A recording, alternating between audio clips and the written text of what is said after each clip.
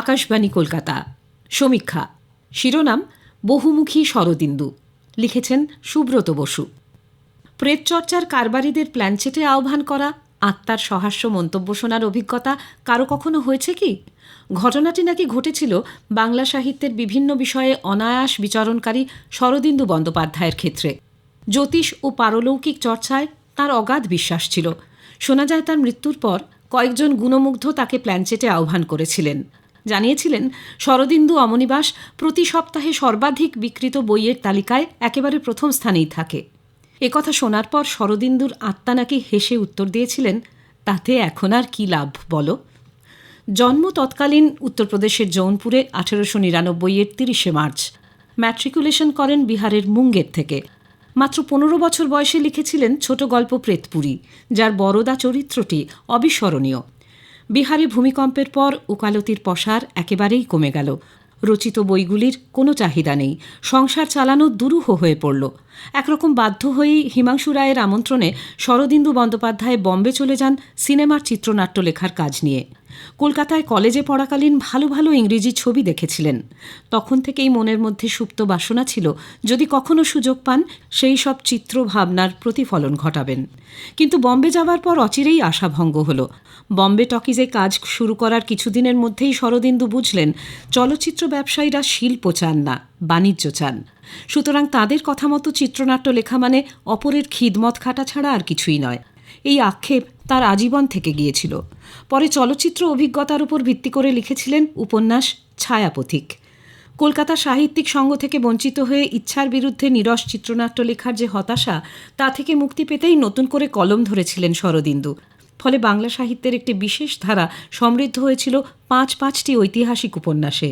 তুঙ্গভদ্রার তীরে, তুমি সন্ধ্যার মেঘ, কালের মন্দিরা, গৌড় মল্লার আর কুমার সম্ভবের কবি। তার পূর্বসূরি বঙ্কিমচন্দ্রের লেখনীতে ইতিহাস যদি বর্ণময় হয়ে উঠে থাকে, তাহলে শরদিন্দু বন্দ্যোপাধ্যায়ের কলমে ইতিহাস হয়েছিল গল্পময়। কারণ তিনি নিজেই বলতেন, এগুলি ইতিহাস নয়, এগুলি হিস্টোরিক্যাল ফিকশন। সুনীল গঙ্গোপাধ্যায় ঠিকই বলেছিলেন, ইতিহাসের কাহিনী তার মতো করে আর কেউ লিখতে পারেননি। রবীন্দ্র পুরস্কার পেয়েছিলেন তুঙ্গভদ্রার তীরে উপন্যাসের জন্য। এছাড়াও ইতিহাসকে ভিত্তি করে 17টি গল্প লিখেছেন। সেই সব গল্পে তখনকার রীতিনীতি, আচার ব্যবহার, আহার, অস্ত্র, ঘরবাড়ি, তদুপরি ভাষা এমনভাবে উপস্থাপিত হয়েছে যে বৌদ্ধ যুগ, গুপ্ত যুগ, চৈতন্য যুগ, মুঘল যুগ পাঠক যেন প্রত্যক্ষ করেছেন বইয়ের পাতায়। ছোটদের জন্য লেখা শিবাজী ও সদাশিবের গল্পগুলি বুঝিয়ে দেয় একই মানুষ শৈশব এবং কৈশোরের মায়াময় জগৎ সৃষ্টিতে কতখানি পটু ছিলেন। তবে আপামর বাঙালি শরদিন্দু বন্দ্যোপাধ্যায়কে চেনে গোয়েন্দা চরিত্র ব্যোমকেশের স্রষ্টা হিসেবে। ডিটেকটিভ গল্প সম্বন্ধে এতদিনের চিরাচরিত ধারণা পোষণ করে আসা বাঙালি পাঠক সেই চরিত্রের মধ্যে এক ভিন্ন রসের স্বাদ পেল।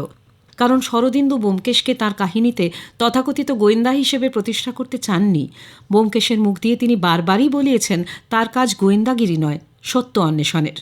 তাই ব্যোমকেশের পরিচয় সত্যান্বেষী। ফলে অনেক গল্পেই সত্য উদ্ঘাটনের পর অপরাধীর পরিণতি ছাড়াই কাহিনী শেষ হয়েছে। তার এই ভিন্নমুখী প্রয়াসে বাংলা গোয়েন্দা গল্প অন্য মাত্রা পেয়েছিল। এখনও যে চরিত্রটির আকর্ষণ এতটুকু কমেনি, তার প্রমাণ ব্যোমকেশের কাহিনী অবলম্বনে আজও সিনেমা তৈরি হচ্ছে। ব্যোমকেশকে নিয়ে 32টি কাহিনী রচনা করেন শরদিন্দু। উত্তম কুমার থেকে আবির চট্টোপাধ্যায়, রাজিত কাপুর থেকে সুশান্ত সিং রাজপুত, বহু অভিনেতা বিভিন্ন সময় ব্যোমকেশের চরিত্রে অভিনয় করেছেন। এমন আপাদমস্তক নিখাদ বাঙালি গোয়েন্দা আর তার সঙ্গী অজিতের মতো চরিত্র বাংলা সাহিত্যে আগে কখনো আসেনি, পরেও না। বিশ্লেষকদের মতে দুটি চরিত্রেই শরদিন্দু বিদ্যমান। বহুমুখী প্রতিভার অধিকারী শরদিন্দু বন্দ্যোপাধ্যায় কিন্তু ইতিহাস নির্ভর আর গোয়েন্দা গল্পেই নিজেকে বেঁধে রাখেননি। ভল্লু সর্দার, হাসি কান্না, কানু কহে রাই এরকম সামাজিক বা মিষ্টি প্রেমের অনেক গল্পেই রয়েছে তার নিজস্ব রীতির বৈশিষ্ট্য। ভৌতিক পরিবেশ রচনায় শরদিন্দু ছিলেন সিদ্ধহস্ত।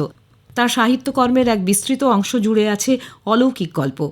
গল্পের ছলে অতি প্রাকৃত রসকে জারিত করার মুন্সিয়ানা শরদিন্দু বন্দ্যোপাধ্যায়ের মধ্যে পূর্ণমাত্রায় ছিল বলেই ভূতের গল্পে ঠিক যেন ভয় নয়, এক অদ্ভুত ধরনের শূন্যতা আর অসহায়তা পাঠককে গ্রাস করে। ব্যোমকেশ অমর, কিন্তু তার স্রষ্টার 125তম জন্মবার্ষিকী কেটে গেল নীরবেই। সমীক্ষা শেষ হলো। এটি লিখেছেন সুব্রত বসু।